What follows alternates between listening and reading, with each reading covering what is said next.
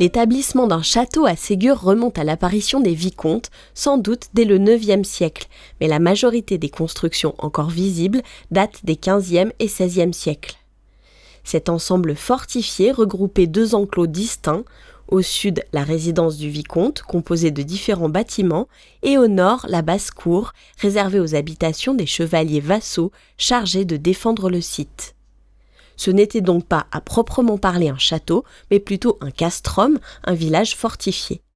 La partie vicomtale correspond aux ruines actuelles, surplombant le méandre, tandis que l'espace dédié aux chevaliers se situe du côté des habitations remaniées.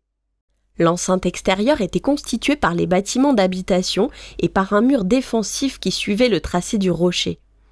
Le chemin de ronde, dont certains fragments avec mâchicoulis subsistent côté sud, se prolongeait probablement sur toute l'enceinte. Les 2 zones closes étaient également séparées l'une de l'autre par un fossé franchi par un pont-levis. Côté vicomtal, une poterne permettait aux piétons d'entrer et de sortir sur les pentes de l'éperon sans passer par la basse-cour. Mais l'accès principal au site fortifié se faisait côté basse-cour, par une porte aujourd'hui murée et enfouie sous les remblais.